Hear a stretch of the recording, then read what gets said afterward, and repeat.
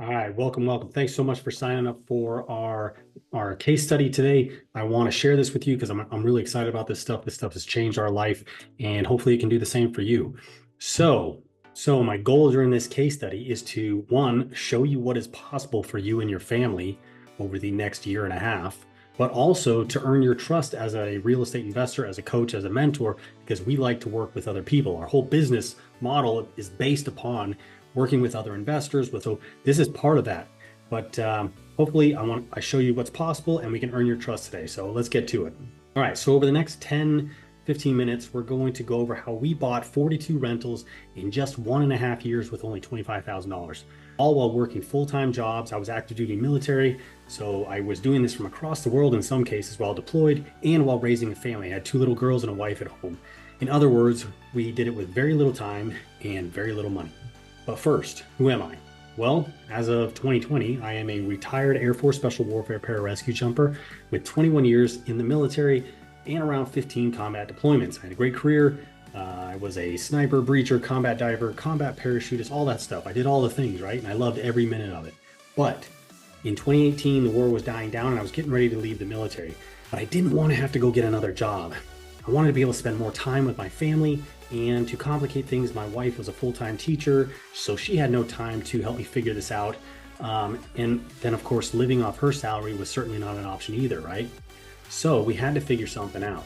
And then to be completely honest, she was actually getting pretty burned out with all the time I'd been gone for training and deployments, plus with 2 little girls at home, it was just getting to be too much for her. So the first thing I wanted to do was to at first replace her income so she could be a stay-at-home mom, and then figure out how I could be a stay-at-home dad too, right? And over the last few years, we've done that. We figured out how to buy 42 rentals in the first year and a half, and then almost 1,000 in the following 2 years. And then fast forward today, we both work from home, managing our portfolio of rentals, and now we live in Costa Rica with our 2 little girls. Not bad at all, right? And it's all been possible through investing in real estate. But let me back up, because you're here to learn how we did it, not who we are necessarily, right? So let's start from the beginning. Back in 2018, my brother and I put our heads together and decided to start investing in real estate. We wanted to replace our W-2 income with rental income. And to complicate matters even more, the clock was ticking, as I already told you. I had just over 1.5 years left in the military to figure it out before I'd have to, go get another job. But we didn't have the capital to just go buy rentals outright, right? Let alone come up with a 20% down for a conventional loan on multiple properties, right? Because we would need more than one. One property is not going to replace our income. So we had to get creative. We had to figure out how to buy properties with other people's money and how to do it over and over and over again to create enough rental income to actually make it worth it for both him and I. So we read every book we could find on investing in real estate. We read Rich Dad, Poor Dad, which most people have heard of, which is what really convinced us we needed to be investors rather than W-2 earners or business owners, right? We also read long distance real estate investing and how to buy real estate with no and low money down. Now, both of these books are awesome books to start with. They open our minds to creative financing and how to manage our properties from afar.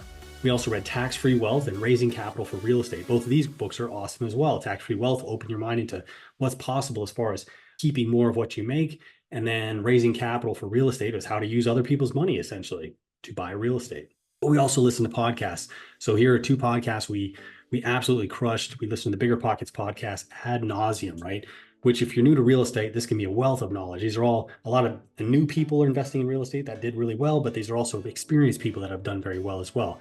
So awesome, source of knowledge. And then we attended just about every real estate investing meetup or convention we could find, which is where we started to meet lenders, commercial lenders, private money lenders, and hard money lenders, all the people that lend money for real estate, right? So that was very helpful. But we also met real estate agents, brokers, wholesalers, flippers, and we began to network with others that had been successful in doing what we wanted to do. And that's exactly what we needed. So they put us on the right path. And as we did that, we also began to tell people what we were trying to do, that we wanted to buy enough rentals.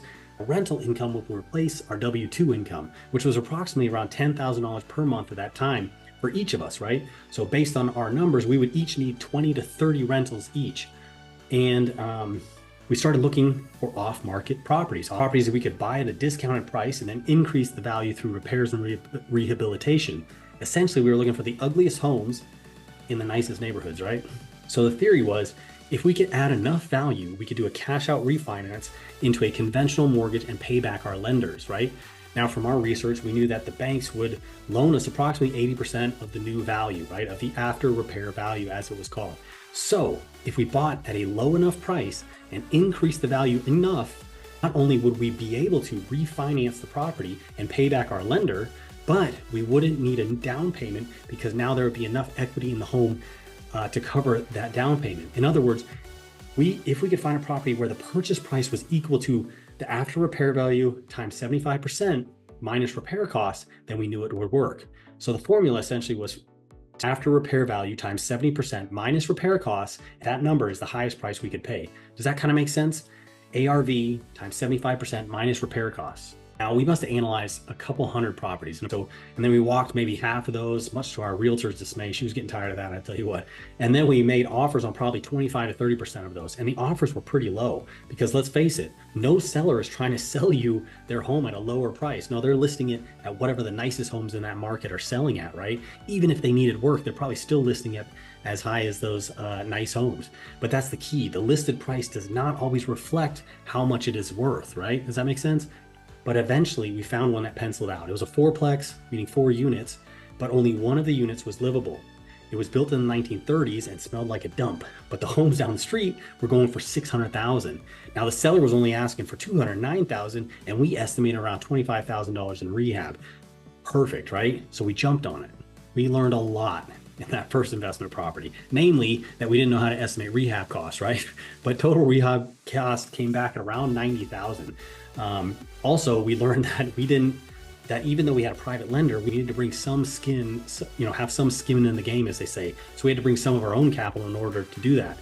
But we discovered we could get HELOCs on our homes, also known as a home equity line of credit. And we were able to do that to the tune of $25,000. And so long as our numbers were correct, right? We'd be able to refinance it at the new value, the after repair value, pay back our lender and pay ourselves back to pay that home equity line of credit back. So with homes down the street selling at around $600,000, we figured we were still good, but we were all in for $299,000, right? So when it got appraised, it came back at, drum roll, it was now worth around $360,000. This is called forced appreciation. We forced the value of our investment to go up in a very short amount of time. You can't do that with stocks, bonds, and mutual funds, right? Not legally anyway. And since the bank would finance at least 80% of that $360,000, this meant we would be able to do a cash out refinance. We wouldn't need to bring a down payment because there was already enough equity built into the value of the property. And then we could repay our investing partner back plus interest, and we could also repay ourselves. So after 6 months of hustling, we had 4 rentals, right? Renting at $750 a month each. And after expenses, it was making us approximately $300 in passive income, right? Because we had a property manager. We weren't doing much other than managing the manager.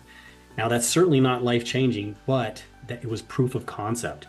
That's why this rental was probably the most impactful rental in our whole portfolio.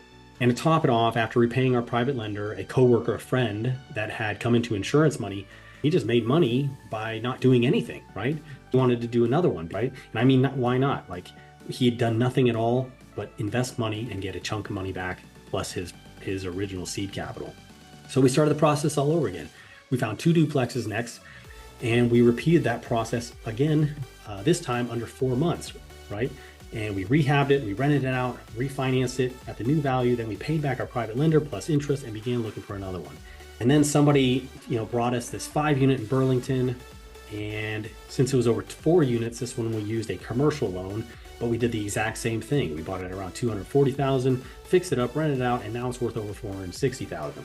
And then we did it on a 13-unit in Fayetteville, North Carolina. This one, like the others, was an off-market deal. It was approximately $450,000, but after cleaning it up, fixing deferred maintenance, raising rents, fixing management, we were able to sell it in 2 years, just under $1 million, right? And that's almost a 50% return on investment per year for us for our investing partner. Not bad at all.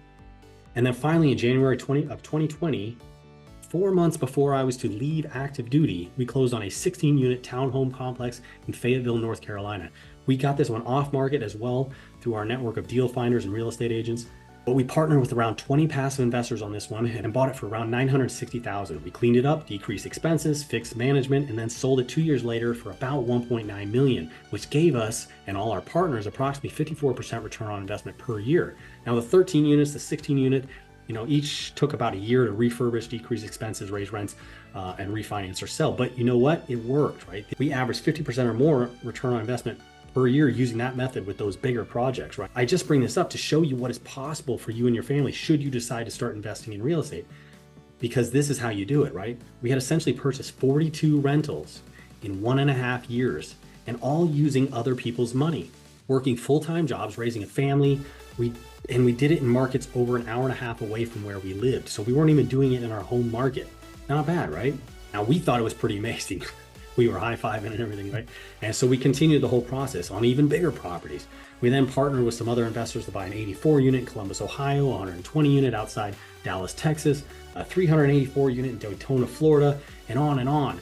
Last year alone, we partnered on and purchased 84 unit in Charlotte, North Carolina, another 210 unit in Dallas, Texas, and 130 unit hotel in Townsend, Tennessee. And now we're actually under contract for another 48 unit Northern Charlotte, North Carolina. And it's all by using the simple process, by undervalued, underperforming properties in emerging markets, like markets with strong growth across the country, and buy them at a discount, improve them by decreasing expenses and inefficiencies and improving management to increase profitability, and then refinance or sell to go on and do it all over again.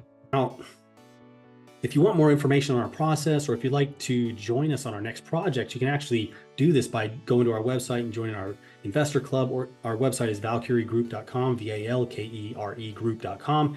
But after all that, you know what we learned? We learned that we wasted a lot of time.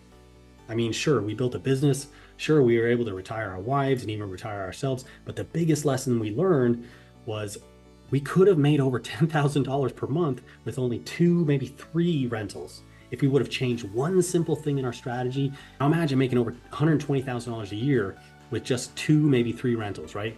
That would have saved us so much time, so much money and effort over the last 5 years. And we would have retired our wives and ourselves that much sooner, right? Because it really is that simple. And that's why we say at any given moment, you are but 1 to 2 rentals away from that dream life, that new car, that retirement, that trip around the world, whatever you're looking for, right? So this month we'll be hosting a free webinar for people trying to learn how to get started investing in real estate, right? And we'll go over exactly how we do it if we had to start all over from scratch. We'll share our strategy on a live call, and we'll go into detail how you can replicate this process and make it a reality this year. I mean, if we can do 42 rentals with 0 experience, with very little capital in the beginning, if we can do 42 rentals in 1.5 years, then you can at least do 2 this year, right? So we'll discuss the one thing we would have changed if we had to do it all over again, and the 3 simple tools to real estate investing that we would have used to 10x our cash flow, because that was the issue, right? Making that cash flow, as well as we'll show how anyone can do it this year. And I mean, imagine replacing your income this year, or even just adding an extra $50,000 in income, or even just $25,000. Would that be worth it? How would that change your life this year? Could you retire your spouse like it did? Could it retire you? Could you move to the beach like we did? Could you move to Costa Rica? Could you pay for your kids' college, or even just pay for an extra vacation this year, right? Think about it, because that's what we're going to go over.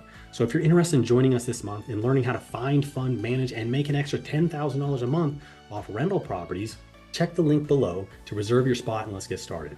And if not, then I hope this case study has at the very least shown you what is possible in real estate.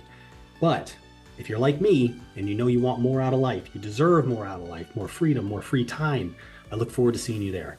Because as they say, fortune favors the bold and only he who dares wins. All the best.